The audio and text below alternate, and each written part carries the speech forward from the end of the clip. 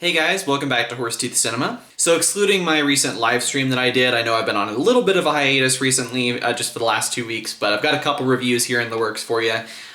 So without further ado, I'm going to just get right into it. So for the first one today, I'm going to be reviewing an independent horror movie entitled The Angry Black Girl and Her Monster. This is directed by Bomani J. Story, who is making a first feature here. The Angry Black Girl and Her Monster is about a very smart teenager named Vicaria, who believes that death is a disease that can be cured. And after the brutal murder of her brother, she embarks on a dangerous journey to bring him back to life, Frankenstein style. So I hadn't even heard of this movie until the day I actually went to see it. I found out that my local indie kind of art house theater was doing a couple showings of it that day. And this is actually about a week before it ended up getting its theatrical release in the US. So I was really happy to be able to go see this. One thing in movies that I love is the idea of genre riffs, where, you know, somebody takes an established genre or even just a trope within that genre and kind of examines it, but then puts their own spin on it to kind of make a point or just kind of put their personality into this already established genre. And that's what this movie is. I quite liked the riff on Frankenstein as summarized by a girl who has been through a lot of trauma and is sort of channeling that trauma into this project, of creating life in a way. You know, she's surrounded by police brutality, gang violence, etc. in her community. So because she understands death so well, she's come to believe over time that death is simply a symptom of a disease, or I guess in a sense, death is a disease that can be cured, which sets up the sort of classic mad scientist ritual that she does by creating a Frankenstein's monster. And I really like the palpability of this genre riff because the film sets up that she's obviously very frustrated by these circumstances, and at the same time it sets up that she's really smart, as kind of evidenced through the scene where she is chatting with her teacher and is trying to convince her teacher that death is a disease that can be cured, whereas the teacher's insisting that death is just brain death, it's over. So you combine those frustrations with that intelligence that she clearly has, and then you get the kind of scenario that would push her into creating a Frankenstein's monster and sort of taking matters into her own hands. And in that way, I think the film works, but at the same time, I do think that some of these elements here are kind of where the film starts to lose me a bit as well. I would say my biggest criticisms with the movie overall is that it just feels a little bit too heavily constructed by the filmmaker and a little bit too on the nose in terms of the thematic and social commentary. The argument that she has with the teacher in that classroom, there's definitely a lot of social subtext to it in terms of her belief that death is a disease that can be cured.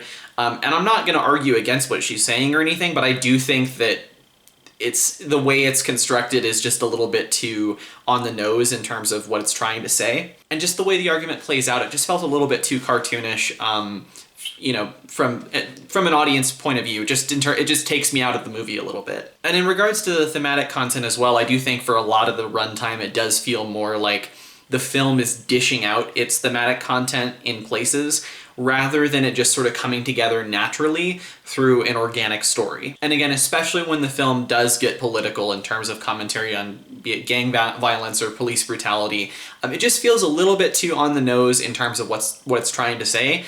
I don't necessarily disagree with a ton of what it has to say, but I do think that I think it could have been executed in a cleaner way and a little bit less of an obvious way. Another criticism I have is that the horror sequences themselves lack much atmosphere. I mean, there is tension building throughout, but it's not really, it doesn't feel like the filmmaker fully has a grasp on how to create that tension organically. Again, it does feel very heavily constructed to me.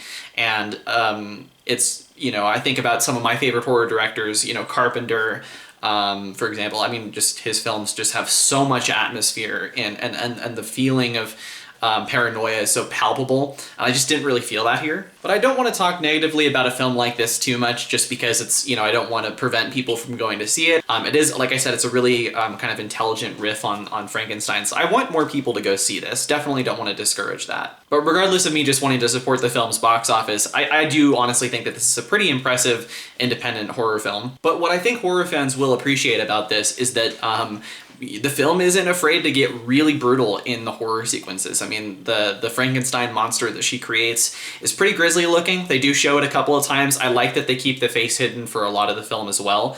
But especially when he starts kind of going on a rampage, you know, Frankenstein style, there's some good practical gore effects in this. I was really impressed that it, because sometimes you get these sort of independent horror films where, you know, it's just it's a first time filmmaker and they're not very confident, so it's just sort of like slow building up of tension, and there's no catharsis, there's no like release of violence or terror or anything like that. But this movie doesn't do that. I think this movie, you know, understands what you have to do in order to make a horror film, and I think gorehounds are going to be pleased by the result. Also, for a low budget first film, I do want to say I think the film is mostly shot pretty well.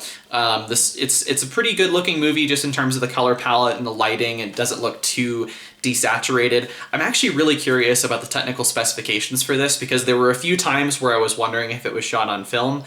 I'm leaning towards it was digital, but it is a really cleanly shot film, I would say. Although the editing definitely does leave something to be desired. It is quite choppy in some places, and it definitely could have been a little bit cleaner in that way. Anyway, I believe this is having a limited release either now or soon around the country in some places. And if it's not playing near you, I would suggest looking on Shudder sometime soon, because I do believe it's funded by Shudder. So I imagine they'll be putting it up on their service. Definitely give it a watch there, especially if you're a horror fan. I'm gonna give this 3 stars. It's not the most, you know, original or you know, crazily innovative horror film I've ever seen in recent years, but it is a pretty well-made independent short film, and I'd like it if people would support it. Yeah, I enjoyed myself. That's going to do it for this review. Thank you guys so much for watching. If you like this video, definitely like it down below and subscribe to the channel if you want. My next review, I'm actually going to be recording right after this, is going to be for the new Spider-Man movie, which is definitely taking the movie world by storm right now. So stay tuned for that, and I'll see you guys in the next one. See ya.